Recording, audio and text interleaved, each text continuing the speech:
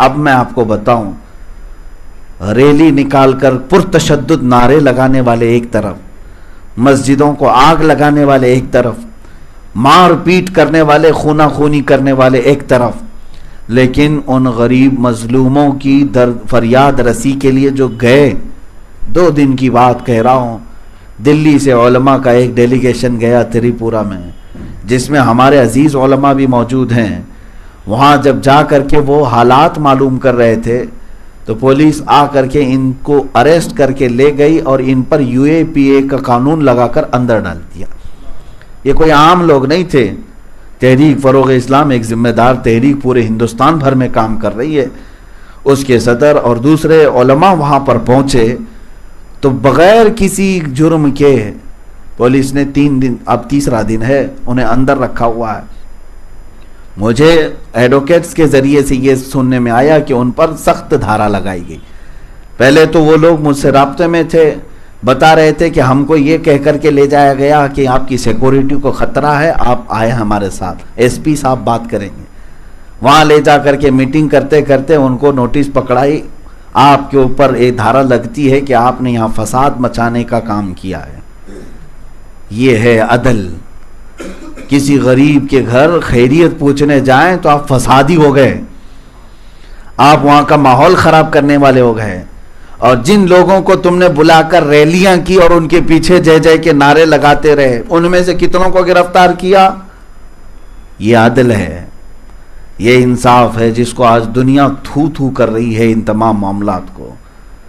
عزیزان گرامی وقار، یہ چہرہ کب تک چھپا رہے گا؟ اس کو واضح تو کرنا پڑے گا۔ ان علماء کا کیا قصور ہے مجھے بتائیں؟ وہ دلی کی سرزمین سے چل کر، ان میں سے کسی نے نعرہ لگایا؟ کسی نے جا کر کے وہاں کے مسلمانوں کو بھڑکایا کہ آؤ باہر سڑکوں پر آؤ؟ یہ تو خیر خیریت معلوم کرنے گئے تھے۔ بس مسئلہ یہ ہے کہ یہ یہاں کے حالات دیکھ کر کے آئیں گے تو ہمارا اصلی چہرہ دنیا کو بتائیں گے، تو ان کو اندر کر دیا ہے، اور وہ بھی سخت دھارا لگا کر۔ اسی لیے کافی دن پہلے سے میں یہ چیختا رہا، چلاتا رہا، سارا کچھ تو تمہارا ہی ہے، تخت بھی تمہارا، حکومت بھی تمہاری، پولیس بھی تمہاری، سب کچھ تم نے اپنا لیا ہے، اور اب کون سے عدل کی بات ہم ان کے ساتھ کریں گے؟ عزیزان گرامی وقار، یہاں دل درد کرتا ہے کہ انصاف کا خون کرتے کرتے یہ اس منزل کو پہنچ گئے کہ اب یہاں پر نام کی ڈیموکریسی رہ گئی اور اصل میں ڈکٹیٹرشپ قائم ہو گئی۔ تانا شاہی جس کو کہا جائے، جس کی لاٹھی اس کی بھینس۔ اس نظام کے خلاف آواز اٹھانے کی ضرورت ہے، اور آج چند علماء اگر گرفتار ہوئے ہیں، سارے علماء اگر یہ سمجھ رہے ہیں کہ ان کے ساتھ ہوا ہے نا، ہمارے ساتھ کیا ہوا، انتظار کرو، تمہاری بھی باری آئے گی، باری آئے گی۔ اس لیے بیداری کے لیے میں بار بار بولتا ہوں کہ اس ظلم کے خلاف آواز اٹھانے کی ضرورت ہے۔ انشاءاللہ العزیز وقت کے آتے ہی ہمارے اکابر اور ہمارے مشائخ جو فیصلہ لیں گے، ہم انشاءاللہ ان کے فیصلوں کے ساتھ حاضر رہیں گے۔ ہم تائید بھی کریں گے کہ ہم انصاف کے لیے لڑیں گے، ظلم کے خلاف آواز اٹھائیں گے۔ قرآن کی وہی تفسیر میں کر رہا ہوں، میرا خدا بھی خود فرماتا ہے کہ انصاف پر خوب خوب قائم ہو جاؤ۔ اگر کوئی مجرم ہم میں سے ملے تو اسے تم قید کرو، اگر کوئی مجرم تم میں سے ملے تو اسے بھی قید کرو۔ یہ انصاف پورے دھرتی کو امن کی طرف لائے گا، فساد ختم ہوگا، اور ڈپارٹمنٹ جنہوں نے خاکی وردی پہنی ہے ان کو ان کی بات یاد دلا دیں کہ آپ نے اوتھ لیا ہے، قسم اٹھائی ہے، حلف لیا ہے، شپت لیا ہے آپ نے، کیا کہہ کر کے کہ سارے لوگوں کو میں ایک نظر سے دیکھوں گا، قانون کے خلاف جو جائے گا اس کو میں کٹہرے تک پہنچاؤں گا۔ لہذا تم جب تک اس انصاف پر قائم رہو گے تمہاری دنیا میں عزت ہے، اور ہر کوئی تمہیں سلام بھی پیش کرے گا کہ انصاف والا ایک آفیسر تھا، انصاف پسند آفیسر تھا۔ تم اپنی ڈیوٹی کو پوری کرو، اپنے معاملات کو پوری کرو۔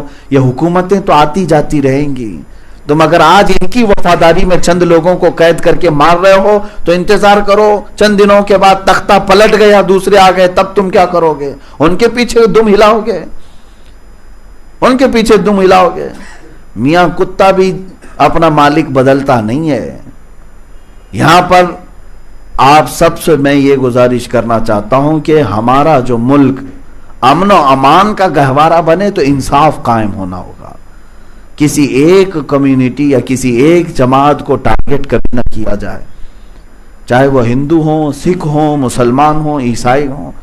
یہ جو آج پوری دنیا کو آتنکواد اور دہشت گرد کا لیبل دیتے تھے، سب سے بڑے دہشت گرد تو یہ آتنکی ہیں جو جگہ جگہ فساد مچا رہے ہیں، جگہ جگہ لوگوں کے ساتھ ظلم کے ساتھ انہیں مار کر کے. کیا یہ خون کے پیاسے ہیں؟ کیوں مارتے کیوں ہیں؟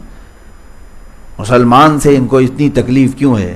تو پتہ ہی چلا کہ اصل دہشت گرد تم ہی ہو، خونی ہو، تم پیاسے ہو خون کے. کس بات کی تمہارے اندر دشمنی ہے؟ بدلہ لینا ہے. کبھی کسی نے آپ کو مارا تو بدلہ لیا جاتا، لیکن ایسے بھی حالات نہیں نظر آتے کہ کہیں مسلمانوں نے کسی مندر کو توڑ پھوڑ کیا ہو، کسی مقدس کتاب کو جلا دیا ہو، یا نہتے اور کمزور اور غریب ہندوؤں کو مار ڈالا ہو. ایسے واقعات تو نہیں ملتے. اور اگر کسی نے ایسا کیا تو ہم خود اس کو کندم کریں گے اور اس کی مذمت کریں گے. لیکن یہ کیا ہے؟ آئے دن یہ واقعات، آئے دن یہ واقعات. آپ ایک جماعت کو ٹارگٹ کرتے جا رہے ہو، ایک کمیونٹی کو ٹارگٹ کرتے جا رہے ہو. اس کا مطلب کیا ہے؟ کہ خونی تم ہو، تمہارا تعلق آتنک سے ہے، تمہارا تعلق دہشت سے ہے. میرے عزیزوں، ان لوگوں کو بھی میں یہ میسج دینا چاہوں گا، انصاف قائم کرو اور عدل کے ساتھ رہو گے تو گھر تمہارا بھی امن سے رہے گا، ہمارا بھی امن سے رہے گا. اور ورنہ آگ لگانے کی خواہش ہے تو آگ لگے گی، تو پتہ ہے لگے گی آگ تو آئیں گے مکان کئی زد میں. یہاں ہمارا ہی تو مکان تھوڑی ہے، سب کے مکانوں میں آگ لگے گی اور سب اس گرمی اور اس میں جھلس جائیں گے. اس لیے بہتر یہی ہے کہ عدل کو قائم کیا جائے. میں ان ہندوؤں کی بھی باتوں کو دیکھا جو اس کو کنڈم کرتے ہیں اور اس کی مذمت بھی کرتے ہیں. کئی ایسے لوگ سامنے بھی آئے، موجود ہم نے دیکھا. کچھ ذمہ دار لوگ تھے، کچھ سیاسی لوگ تھے، حتیٰ کہ کچھ پنڈت لوگ بھی ہیں جو ان تمام تشدد کے خلاف بات کرتے ہیں. اس کا مطلب ہے کہ ابھی انسانیت باقی ہے. وہ انسانیت کے تقاضے اس کی مذمت کرتے ہیں کہ جہاں ایسے حالات ہو رہے ہیں ہندو بھی آگے بڑھ کر کے انصاف کا مطالبہ کر رہے ہیں. لیکن اے مسلمانوں، ہم سب کو بھی اگر کوئی بات کرنی ہے تو انصاف کی بات کرنی ہے. آپ اپنی زندگی میں بھی عدل قائم کرو اور اپنے ملک میں بھی عدل قائم رکھو. اللہ تعالی ہمیں عدل کی زندگی عطا فرمائے. نا انصافی کرنے سے اور حکم عدولی کرنے سے مولا تعالی ہماری حفاظت فرمائے. مولا کریم اپنے دین پر ہمیں قائم رکھے اور بد دین ظالموں سے ہماری حفاظت فرمائے. وصلی اللہ تعالی علی خیر خلق محمد وآلہ واصحابہ اجمعین، وآخر دعوانا ان الحمد للہ رب العالمین.